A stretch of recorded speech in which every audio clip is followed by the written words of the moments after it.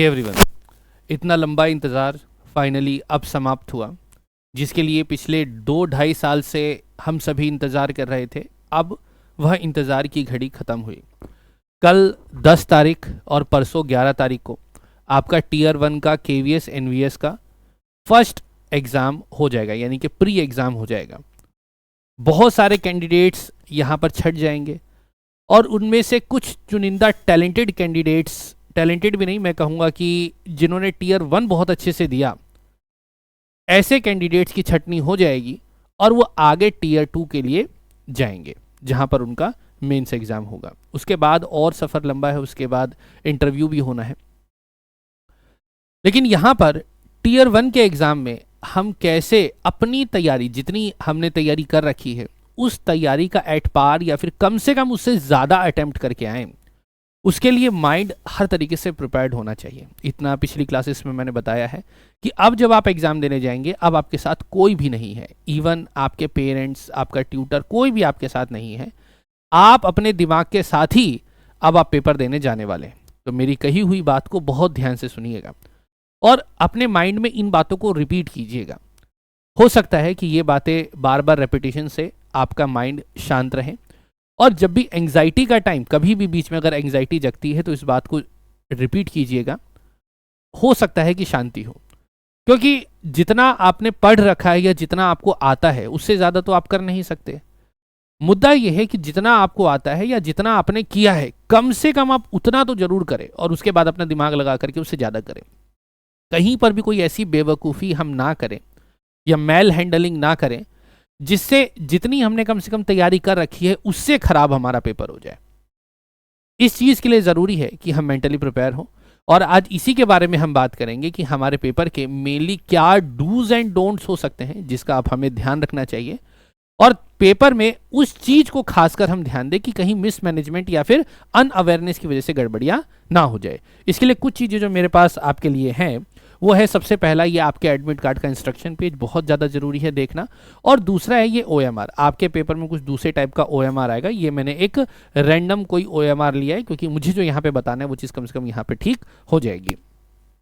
तो एक एक करके हम सारी बातों को कवर करते हैं। मेनली प्रिपरेशन रिलेटेड थोड़ी बहुत बातें करेंगे, OMR रिलेटेड करेंगे, टाइम के ऊपर बात करेंगे, कैसे टाइम को मैनेज करना है, और कुछ और दूसरी बातें जो हैं वो भी हम साथ में शेयर करेंगे। मैक्सिमम आपके क्वेश्चंस यहाँ पर कवर हो जाने वाले हैं। हो सकता है कि इस वीडियो को अभी आप ट्रैवल करते हुए देख रहे होंगे, क्योंकि बहुत दूर दूर तक लोग जा रहे हैं, तो ऐसे में ट्रैवल करते हुए देख रहे हैं, एकदम निश्चिंत होकर के काम करें, क्योंकि जो होना था हो गया, सब कुछ ऊपर वाले की कृपा से चल रहा है।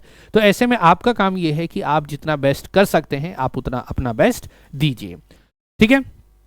तो चलिए एक एक करके शुरू करते हैं। सबसे पहले प्रिपरेशन रिलेटेड बात करते हैं कि आपने जो प्रिपरेशन कर रखी है उसका क्या करें। देखो, आज जिसके पास आज का दिन है और जिनके लिए भी एक दिन बाकी है, जितना भी आपने काम कर रखा है, what ever you have done, what ever जो भी आप लोगों ने कर रखा है, उसको पक्का रिवीजन दीजिए, ठीक है। पक्का रिवीजन दीजिए और कॉन्फिडेंट रहिए कि जितना आपने किया है वो आपको आता है, नंबर 1।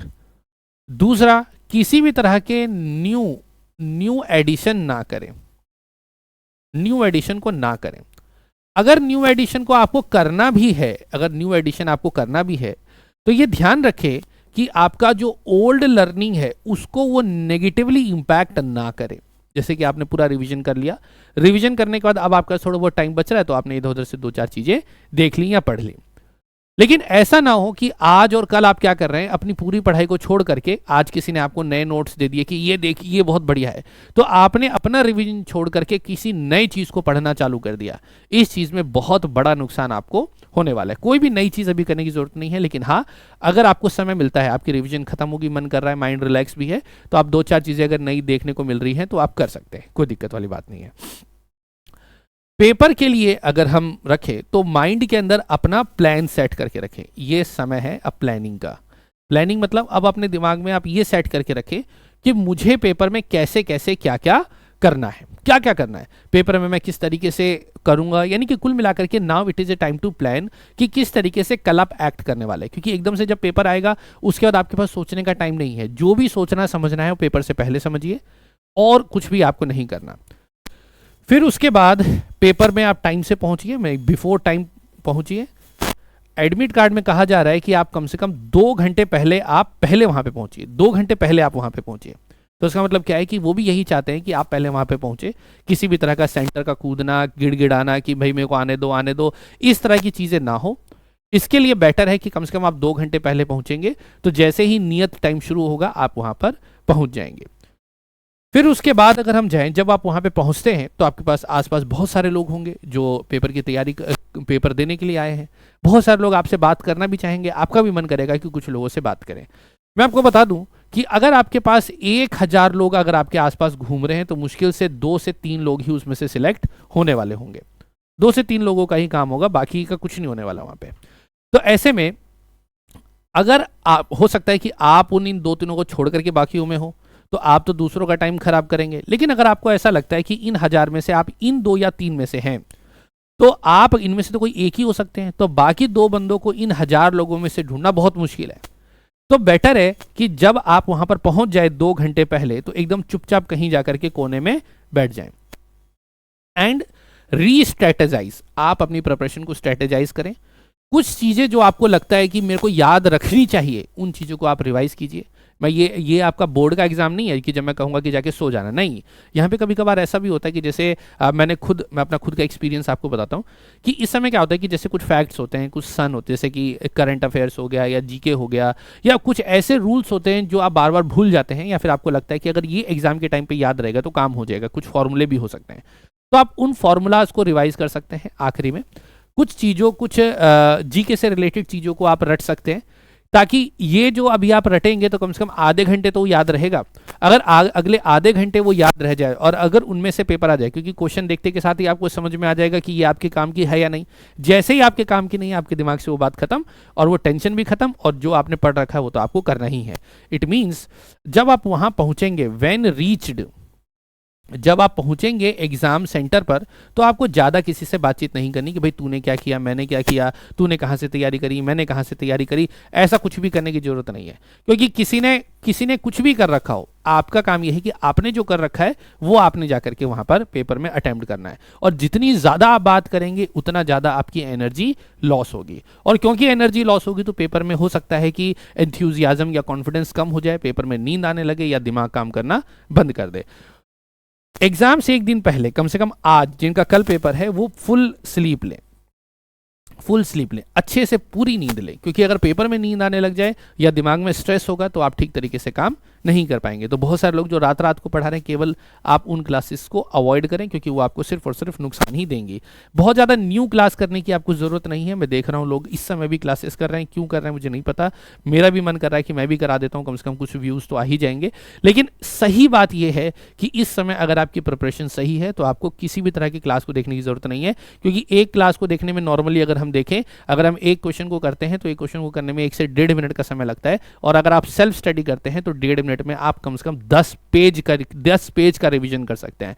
तो ऐसे में आप अपनी क्विक रिवीजन करते रहिए ताकि आपकी चीजें रिवाइज रहें। कोई भी नया चीज सीखने से कोई खास फायदा अभी आपको होगा नहीं, क्योंकि नया सीखने का जब समय था उस समय वो हम सीख लेना चाहिए था। ये कुछ मेजर मोटे मोटी चीजें हैं जो आपको अपनी प्रिपरेशन से रिलेटेड ध्यान रखना है। अब हम आते हैं OMR पे। ये एक बड़ी खतरनाक चीज है, क्योंकि इसमें अगर गड़बड़ी हो गई तो पूरा सब कुछ खराब हो जाएगा। अब आप देखो, OMR शीट कुछ इस तरीके का होगा। अब इसमें क्या हो सकता है कि थोड़ी बहुत ऊंच नीच होगी, क्योंकि ये अजीब किसी दूसरे एग्जाम का पेपर है, तो लेकिन रहता तो इसी तरीके से है।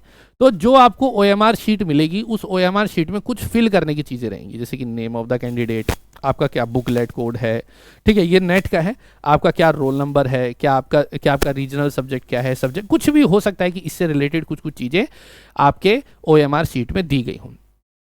अब एक चीज़ आप ध्यान में रखिए, मान के चलिए कि आपने पेपर किया और आपके 100 में से 100 नंबर आने हैं, 100 में से 100, हाइपोथेटिकल मान लीजिए 100 के 100 क्वेश्चन आपके सही है, लेकिन अगर आपने रोल नंबर ही गलत भर दिया, यहां पे आपका था 1 और 1 आपका रोल नंबर था 1, आपने भर दिया यहां पर 2, तो क्या होगा?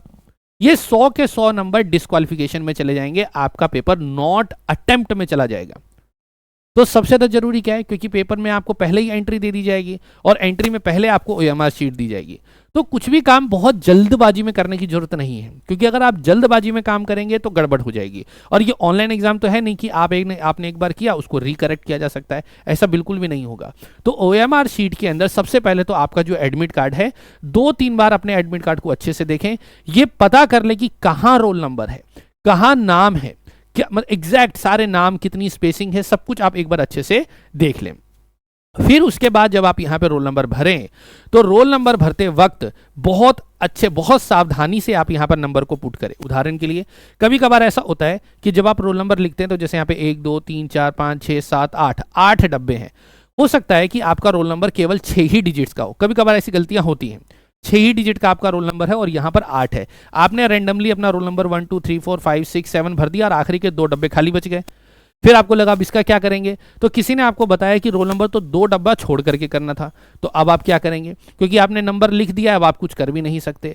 तो ऐसे में फिर जो है बहुत बड़ी गड़बड़ी हो जाएगी। और यहाँ पर एक बार गलती हो गई, क्योंकि ओएमआर आपको दोबारा नहीं मिलती है, क्योंकि हर एक ओएमआर के ऊपर उसका एक सीरियल नंबर लिखा रहता है, उसी सीरियल नंबर से आपकी मार्किंग होती है। तो ओएमआर के अंदर जो आपके पर्टिकुलर्स हैं, नीचे अगर किसी एक क्वेश्चन में गलती हो जाए तो आपका 1 नंबर कटेगा, 2 नंबर कटेगा, लेकिन अगर यहाँ पर गलती हो गई तो आपका पूरा का पूरा पेपर ही कैंसिल हो जाएगा, तो आपकी पूरी की पूरी तैयारी जीरो है फिर। तो पेपर के अंदर कम से कम ये चीज, किसी में भी कंफ्यूजन है, जैसे कि आपको नहीं पता कि सब्जेक्ट कोड कैसे भरना, मतलब कुछ भी उसने डिटेल है कि भाई ये वाला कोड कैसे भरना है, वो वाला कोड कैसे भरना है, आपको नहीं पता, तो आपको क्या करना है, वो एक बार कंफर्म करना है, पूछना है आजू बाजू वालों से नहीं, क्योंकि वो भी तो आपके जैसे, उनको क्या पता, जो भी इन्विजिलेटर है उनसे पूछिए, उनका यही काम है, उनसे आप पूछिए कि इसके अंदर कैसे करना है। अगर उनको पता होगा तो वो बताएंगे, नहीं पता होगा तो वो किसी से पूछ के बताएंगे। लेकिन किसी भी तरीके से आप कोई भी काम अनकन्फर्मेशन कि भाई मुझे तो पता है, ये सोच करके आप काम को नहीं करेंगे। अगर 1% भी कंफ्यूजन है, get it cleared then you do, number 1। फिर दूसरा आता है कि भाई अब इसके अंदर ये गोला भरने वाला, गोला भरने का एक बड़ा क्योंकि कभी कभी हम ये काम करते हैं तो कभी कभी अनजाने में गलती हो जाती है, जैसे कि यहाँ पर आपने भर दिया 2 और यहाँ पर 2 की जगह आपने 1 को ऐसे ब्लैक कर दिया, तो अब गड़बड़ हो गई। अब एक बार जो ब्लैक होगा वो आप ठीक तो हो नहीं सकता, अब हम क्या करें, तो ऐसे में आपको क्या करना चाहिए, खासकर यहाँ पर, बाकियों में नहीं कह रहा, सिर्फ यहाँ पर पर्टिकुलर्स में, क्योंकि इसके लिए आपके पास समय भी है और ये आपके विदिन 2 आवर्स वाला तो करना नहीं है, आराम से करना है। तो जो भी आप सबसे पहले नंबर भरें उस नंबर को पहले रीचेक कर लें, एक बार लिख रहे हैं, हर एक डिजिट को अच्छे से चेक करें, डब्बा जरूर काउंट कर लें कि कहीं कोई कम ज्यादा तो नहीं हर एक के अंदर। फिर उसके बाद ये देखिए कि जैसे कि मान के चलिए यहाँ पर 1 है, तो 1 के नीचे आप जिस भी से कर रहे हैं हल्का से एक डॉट, बहुत हल्का सा एक डॉट लगा दें, ठीक है। डॉट लगाने के बाद उसको रीचेक कर ले कि हाँ भाई सब कुछ सारे नंबर ठीक है। अगर सारे नंबर ठीक है, सब कुछ ठीक मैच कर रहा है, जो कि 99% केस में होगा ही, फिर आप उसको अपने हिसाब से गोला लगा दें, ठीक है, इस तरीके से मार्किंग कर दें, ठीक है। ये पॉइंट समझ में आ गया।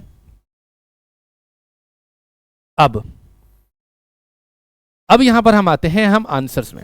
अब आंसर के अंदर मार्किंग हम कैसे करें, क्योंकि यहां पर क्वेश्चन को देख करके मार्क जब हम करते हैं ना, जब हम ऐसे फिल करते हैं तो उसमें भी टाइम लगता है। ये भी कोई फ्री फंड का काम नहीं है कि टच करते ही हो गया, इसके अंदर भी बहुत टाइम लगता है। ये ओवरऑल देखा जाए तो 5 से 7 मिनट आपको पूरे 100 गोले ब्लैक करने में लगेंगे। तो ऐसे में अब इससे कैसे बचा जाए या फिर इसको हम कैसे बेहतर कर सकते हैं, तो इसको करने के लिए आपका टारगेट ये होना चाहिए, आप अपना सेट कर लो कि पेपर में मुझे कैसे काम करना है। जैसे कि मैं इसके साथ में पेपर मैनेजमेंट की भी बात करूंगा। मान के चलिए आपका पेपर का सीक्वेंस है जिसमें पहले आपका जीके है, ठीक है, फिर उसके बाद आपकी रीजनिंग है, फिर मैथ है, फिर आईसीटी है, फिर उसके बाद इंग्लिश है और फिर मान के चलो हिंदी है। ये रीजनल लैंग्वेज के भी हमारे बारे में बताऊंगा, तो पूरी वीडियो आप अच्छे से देखना क्योंकि इसमें बहुत मिस्टेक होगी। तो ये हो गया। मान के चलिए एज पर माई प्लान, जैसे मेरी स्ट्रैटेजी के हिसाब से सबसे पहले मैं जीके करूंगा। तो जीके के तो मेरे 1 से 20 नंबर ठीक है, कोई दिक्कत नहीं है। फिर उसके बाद मेरे को पता है मेरी प्रिपरेशन के हिसाब से मैं रीजनिंग और मैथ को सबसे एंड में अटेम्प्ट करने वाला हूँ। तो उसके बाद मेरा नंबर आता है आईसीटी का।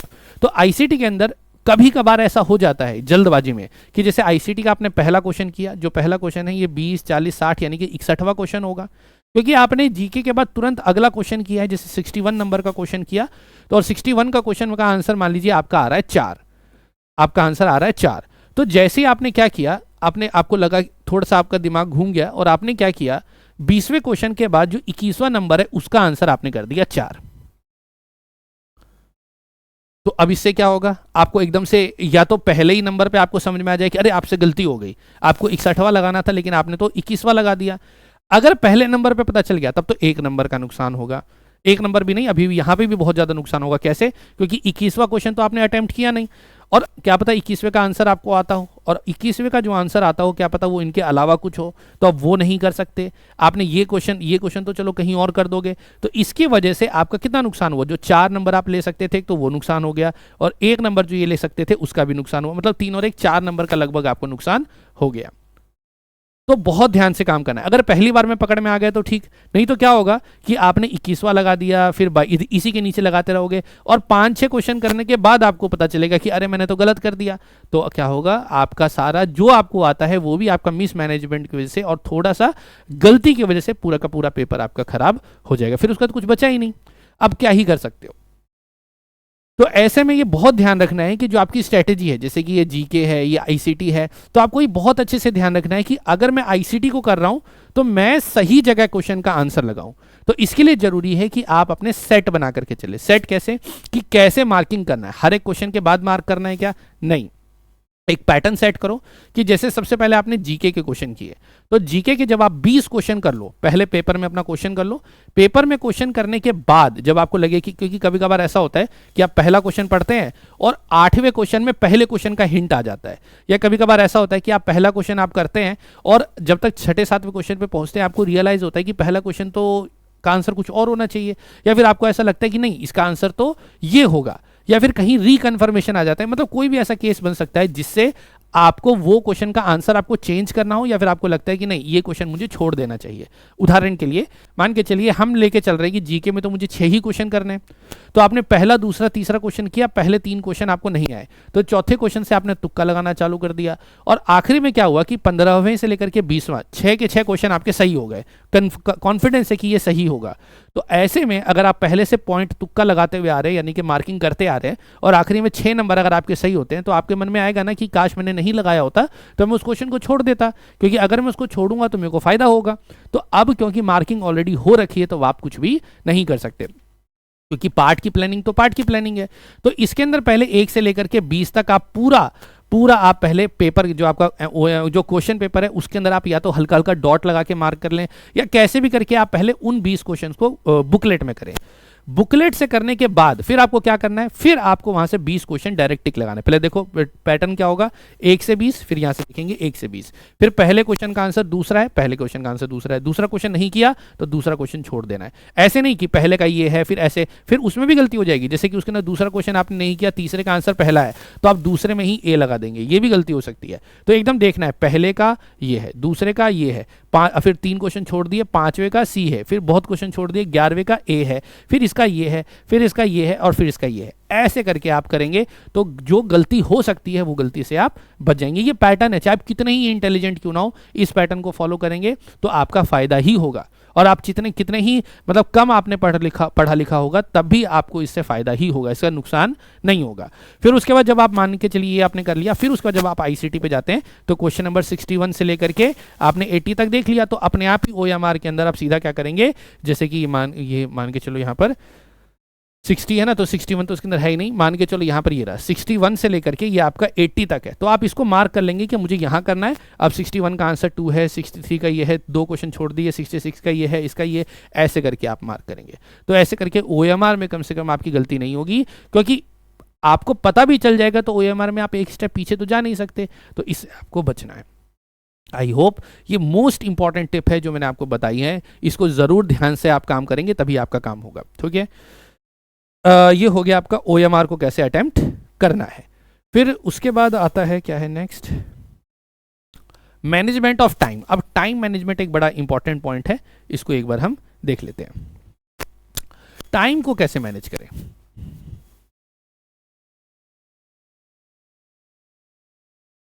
देखो टाइम मैनेजमेंट के अंदर आपको पता है कि आपके पास 2 आवर्स है, यानी कि 120 मिनट है, और क्वेश्चन है आपके पास 100, यानी कि अच्छा खासा समय है। अगर आप नॉर्मली अगर DSSB का पेपर देखेंगे तो 2 घंटे में 200 क्वेश्चन करने होते हैं, तो इतने ही क्वेश्चन के लिए उसमें अराउंड 1 घंटा आपको मिलता है। तो यहाँ पे क्या अगर मैं पहला पॉइंट रखूं कि क्या आपके लिए टाइम सफिशिएंट है, तो मैं कहूँगा मोर देन सफिशिएंट है। तो हम कैसे पेपर करेंगे, मान के चलिए पेपर का सीक्वेंस है, जीके पहले आता है, फिर उसके बाद रीजन आता है, रीजनिंग आती है, फिर उसके बाद मान लो मैथ आता है, फिर उसके बाद मान लीजिए आईसीटी आता है, फिर इंग्लिश आता है, और फिर हिंदी आता है।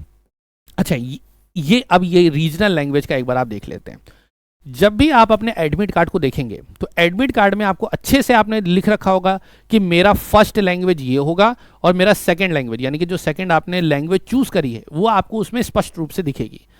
हो सकता है कि जो आपको ओएमआर, जो आपको क्वेश्चन बुकलेट मिले आईसीटी तक तो सबका सेम होगा, ये इंग्लिश हिंदी में आपका होगा, लेकिन ये वाला जो पार्ट होगा यहाँ पर बहुत सारे क्वेश्चंस होंगे, जैसे इंग्लिश के भी क्वेश्चन होंगे, फिर हिंदी के भी होंगे, फिर संस्कृत के 12 भाषाओं के क्वेश्चन होंगे, जिसका क्वेश्चन नंबर आपका 91 से लेकर के 91 से इसका होगा 81 से लेकर के 90 और इसका होगा 91 से लेकर के 100, यानी कि 81 से लेकर 90 तक कई सारे सेट होंगे। इंग्लिश में भी होगा, हिंदी में भी होगा, गुजराती में भी होगा, बंगाल, ऐसे करके कई सारे सेट होंगे।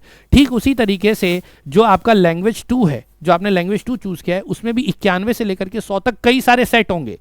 तो आप अपने एडमिट कार्ड में डबल चेक कर लेना कि आपने पहली लैंग्वेज क्या सिलेक्ट कर रखी है और दूसरी लैंग्वेज क्या सिलेक्ट कर रखी है। तो उसी के हिसाब से आप अपने क्वेश्चन पेपर में उस वाले सेक्शन को मोड़ के रख लेना कि मुझे हो सकता है कि हिंदी आपका यहां भी दिखाई दे, हिंदी आपका यहां भी दिखाई दे, तो आपको बहुत ज्यादा प्रॉब्लम हो जाएगी, क्योंकि अगर यहां पे आपने गलत सेट अटेम्प्ट कर लिया तो बहुत नुकसान है। दूसरा, हो सकता है कि आप क्वेश्चन पेपर देखा आपने और आपको लग रहा है कि जो तैयारी आपने जिस सब्जेक्ट की कर रखी है उसमें कोई दूसरा सब्जेक्ट उससे कहीं ज्यादा आसान आपको लगता है, तो पेपर में आपको यह छूट नहीं है कि आपने एडमिट कार्ड में तो भर रखा है हिंदी और वहां पे आप इंग्लिश अटेम्प्ट कर दो, ऐसा नहीं हो सकता।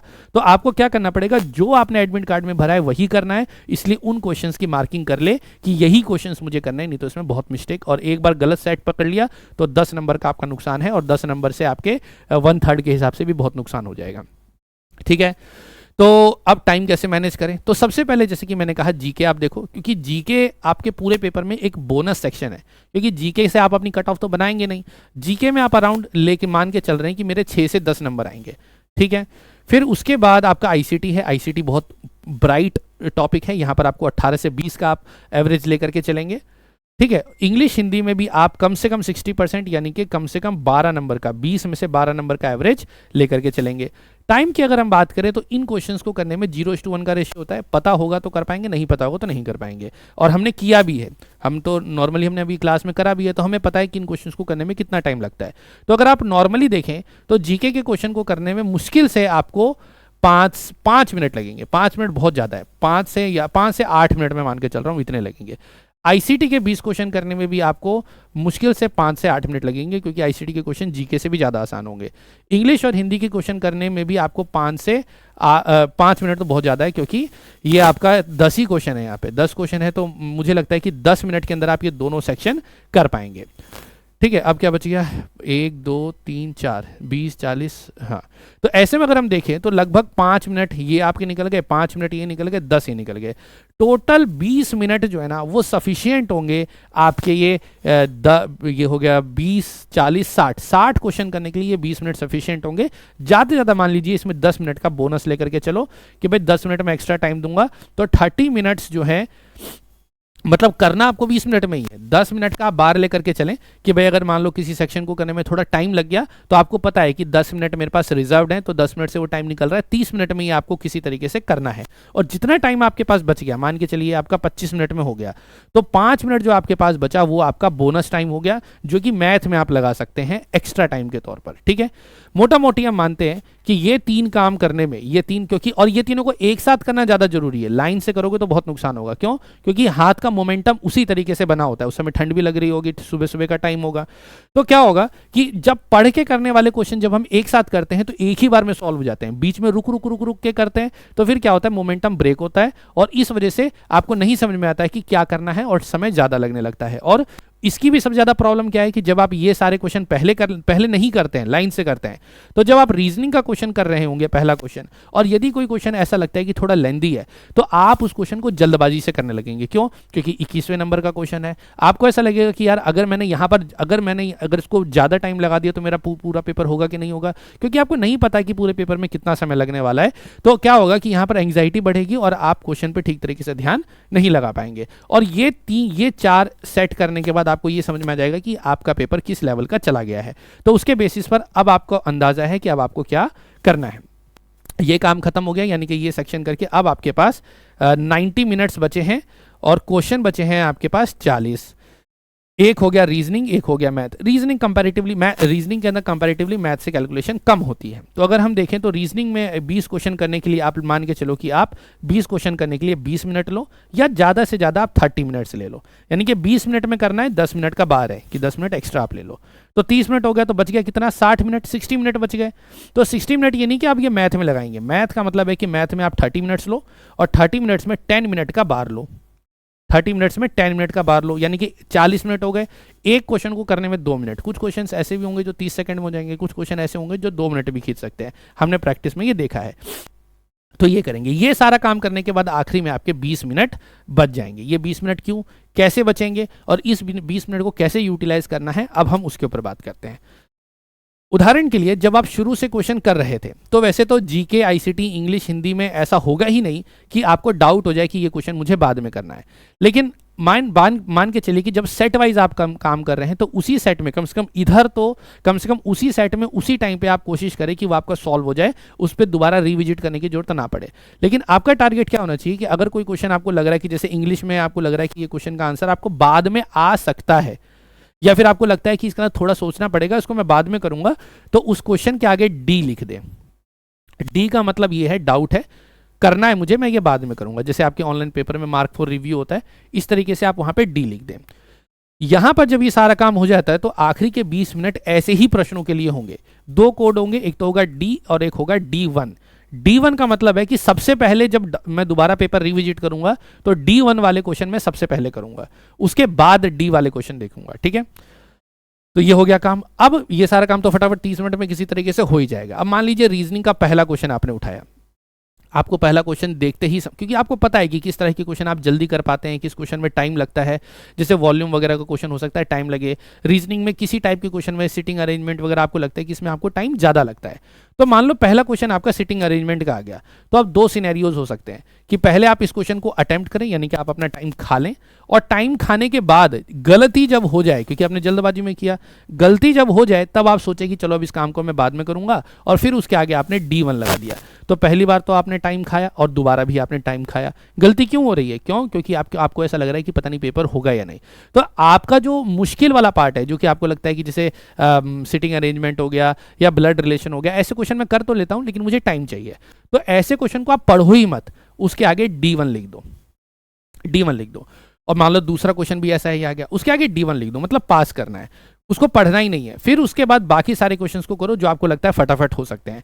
इन 20 क्वेश्चन से क्या होगा कि आपने उस क्वेश्चन को पढ़ने में समय नहीं लगाया, तो आपके इस 20 मिनट से भी वो टाइम बच रहा है कि नहीं बच रहा है, और आखिरी में आपने 10 मिनट एक्स्ट्रा भी ले रखे हैं। तो मान के चलिए बाकी सारे क्वेश्चन आपने 15 मिनट में सॉल्व कर दिए, और बाकी आपके पास बचे मुश्किल से 4-5 क्वेश्चन बचेंगे जो आपने एक्स्ट्रा कर रखे हो।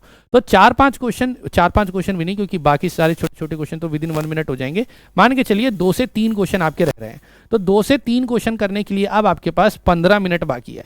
तो क्या ये होगा, नहीं होगा? बाकी 15, अगर बाकी आपके मान के चलिए 17-18 क्वेश्चन आपके सही ही हो गए, तो आपको समझ में आ गया ना कि अब इस क्वेश्चन में मुझे ज़्यादा रिस्क लेने की जरूरत नहीं है, मेरे पास टाइम है, मैं करता हूँ, हो पाया तो ठीक, नहीं हो पाया तो बाद में कर लेंगे, या तो छोड़ देंगे, ये काम हो गया। ठीक उसी तरीके से हम मैथ में करेंगे। मैथ के अंदर जो भी पॉइंट वाले क्वेश्चन हो, जिसमें पॉइंट आ रहा है, या वॉल्यूम वाला क्वेश्चन है जिसमें, या कंपाउंड इंटरेस्ट वाला है जिसके अंदर आपको लगता है कि भाई इसमें तो कैलकुलेशन लंबी होगी, आंसर आ जाएगा लेकिन थोड़ा लंबा समय लगेगा, तो ऐसे क्वेश्चन को पढ़ो ही मत, देखते ही D1 लगा दो, और पहले उन क्वेश्चन को करो जो आपके सबसे फास्ट हो सकते हैं। ठीक है, और ऐसे इसके लिए पूरा पेपर पढ़ने की जरूरत नहीं है, सीक्वेंस में देखिए, सीक्वेंस में देख करके जहां जहां लगते जा रहा है पास करते रहिए, और जो होते जा रहा है आप उसको करते रहिए।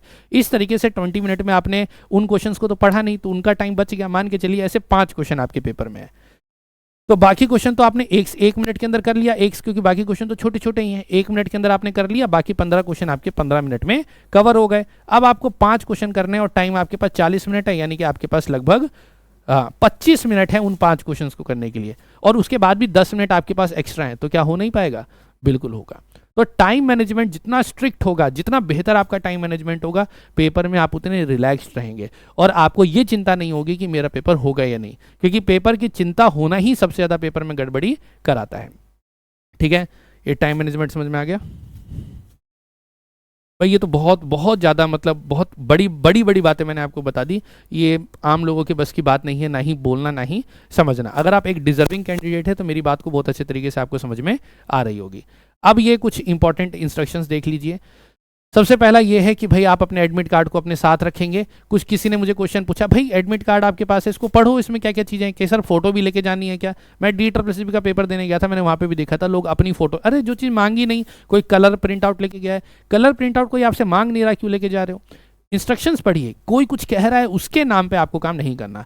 मान के चलिए जो आपका एडमिट कार्ड है उसमें आपकी फ़ोटो ठीक नहीं आ रही, फ़ोटो ख़राब है, तो आप अपने साथ एक फ़ोटो कैरी कीजिए, अदरवाइज उसकी ज़रूरत नहीं है। तो क्या करना है, एक ये कह रहा है कि आप 120 मिनट पहले, यानी कि 2 घंटे आप पहले पहुंचिए। तो आप अपने हिसाब से, मैं नहीं कहूँगा कि आप आधे घंटे पहले पहुंचिए, क्योंकि इसी में गड़बड़ी होती है। दूसरा क्या है, अपना पेन लेकर के जाना है, ये ध्यान रखेंगे, अपना पेन लेकर के जाना है। ये नहीं कि उनके पेन का आप इंतजार करेंगे, वो आपको पेन नहीं देंगे। हो सकता है दे भी तो उनके पास एक्स्ट्रा पेन्स हो, चांसेस कम है, क्योंकि वो कोई एग्जाम सेंटर तो है नहीं, नॉर्मल स्कूल्स हैं, तो वहाँ पर उनके पेन्स नहीं होते हैं। तो आप अपना पेन लेकर के जाएंगे, उससे करेंगे। तो ऐसे में क्योंकि आपको OMR शीट भरना है, तो मैं आपको हैक देता हूँ, ऐसा पेन खरीदना जिसका टिप जिसकी मोटी टिप हो। तो इससे क्या होता है, उसको गोले को भरने में आपको कंपैरेटिवली कम समय लगेगा।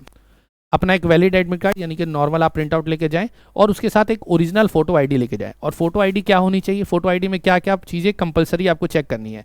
नेम जो नेम है वो एग्जैक्ट वही होना चाहिए जो आपके एडमिट कार्ड पर है। मतलब आपके अगर एडमिट कार्ड पे लिखा हुआ है अभिषेक कुमार पोद्दार, तो आपको जो आईडी लेकर के जा रहे हैं, चाहे आधार हो, उस पर भी लिखा होना चाहिए अभिषेक कुमार पोद्दार। यानी कि आपके एडमिट कार्ड में लिखा हुआ है अभिषेक कुमार, और आपके आईडी कार्ड में लिखा हुआ है पूरा अभिषेक कुमार पोद्दार। तो ऐसे नहीं चलेगा, एकदम एग्जैक्ट होना चाहिए। दूसरा, जो डेट ऑफ बर्थ है वो पूरा होना चाहिए, यानी कि DDMMYY, ये मतलब पूरा YYYY, ये इस फॉर्मेट में होना चाहिए। इससे क्या होता है, exact date of birth match होती है, और आपकी फोटो क्लियर होनी चाहिए, तो आपका काम हो जाएगा। यही 2 कागज आपको लेके जाने हैं, प्लस एक पेन लेके जाना है, और कुछ नहीं। ठीक है। उसके बाद क्या है कि आपकी अटेंडेंस, ठीक है, अटेंडेंस में आपकी बायोमेट्रिक अटेंडेंस होगी। मतलब आपको अंगूठा लगा करके पहली बात, और बाकी सारे फॉर्मेलिटीज़ ध्यान रखना है। जब आप एंट्री लेंगे तो आप अंगूठा वगैरह लगा करके और पूरा अपनी अटेंडेंस भरने के बाद ही आप बैठेंगे, कंफर्म करेंगे कि मेरी अटेंडेंस हो गई है। और निकलते वक्त भी आपकी अटेंडेंस होगी, तो वो काम भी आपको रीचेक करना है कि हाँ जाते वक्त भी मेरी अटेंडेंस हो गई, यानी कि हो गई छुट्टी जी भागो, ऐसा नहीं। पहले अटेंडेंस अपनी कंफर्म करो कि जी हो गई, फिर उसके बाद ही आप निकलेंगे। उसके बाद पेपर का मैंने आपको बता दिया, मीडियम का, कि आपको अपना जो सेक्शन है वो ट्रैक करके रखना है, नहीं तो बहुत मिस्टेक हो जाएगी, बहुत बड़ी मिस्टेक हो जाएगी। इतना आपने कर लिया। फिर अदर्स में देखें तो जैसे कि मैंने बताया कि आप अपना घर से जब आप निकलते हैं तो 1 रोटी लेकर के जाएं, कुछ जंक वंक ना खाएं। वहाँ पर जाएं पहले, अंदर जाने से पहले, क्योंकि 2-3 घंटे आप बैठेंगे अंदर, तो 1 रोटी अपनी ज़रूर खा लें। फिर उसके बाद पानी की बोतल ले जाने के लिए इन्होंने खुद ने कहा है, तो आप अपनी पानी की बोतल, क्लियर पानी की बोतल, मतलब ट्रांसपेरेंट, वो आप जरूर लेके जाएं। यानी कि ठंड है तो अब आप मिल्टन की बोतल लेकर के जा रहे हैं तो वो अलाउड नहीं होगा। क्लियर पानी की बोतल लेकर के जाएं, आधे लीटर की। फिर उसके बाद मैंने ये भी बताया कि पेपर करते वक्त अगर आपको ऐसा लगता है कि भाई प्रेशर आ गया, या फिर आप थोड़ा सा परेशान हो रहे हैं, ठीक है, 1 नंबर या 2 नंबर आ रहा है, तो बहुत ज़्यादा प्रेशर में ना आए, जाकर के रिलीज़ करें, और फिर उसके बाद वापस आकर के पेपर दें, तो आप शांत तरीके से काम कर पाएंगे। नहीं तो पूरा पेपर आपका ख़राब हो जाने वाला है। और अल्टीमेटली अगर हम कहेंगे तो आप अपनी किस्मत के शिल्पकार आप ही हैं। मैंने ऐसा देखा है, अभी मैं DSSB का पेपर देने गया था, 200 बच्चे बैठे हुए थे, इतना शोर मचाने के बाद भी आखिरी में छुट्टी में जो अंगूठा लगाना होता है, 2-3 ऐसे गधे जरूर होते हैं जो नहीं काम करते हैं। अब वो कहाँ उनका दिमाग रहता है मुझे नहीं पता, तो कहीं उनके चक्कर में आप ना फंस जाए, क्योंकि हो सकता है ऐसे किसी बच्चे के साथ आप बात कर रहे हो, वो अपना ध्यान तो नहीं दे रहा है क्योंकि उसको कोई पड़ी नहीं है, और आपको लगता है कि भाई ये तो करेगा ही, जो ये करेगा वो मैं कर लूँगा, तो उसके चक्कर में आप उसके साथ निकल जाएंगे और आपको बहुत बड़ा नुकसान होगा। तो इंस्ट्रक्शंस अपना क्लियर करके रखें, और अपनी गारंटी पर ही पेपर दे करके आए, और अपनी गारंटी पर ही पेपर दे करके वापस आए, किसी और के कहने पर आप ना जाएं। कोई भी डाउट है इन्विजिलेटर से आप क्लियर करें। और उसके बाद जैसे ही आपका पेपर खत्म हो जाता है, उसके बाद मुझे 8287693088 इस नंबर पर मुझे अपना एक्सपीरियंस व्हाट्सएप करें कि आपका पेपर कैसा रहा, उसकी PDF खींच के मुझे भेज देना। थोड़ी लंबी वीडियो हो गई, लेकिन कोई नहीं, मुझे ऐसा लगता है कि इतना चलेगा। फिलहाल अभी के लिए इतना ही। See you next one, bye bye, take care, all the best for examinations.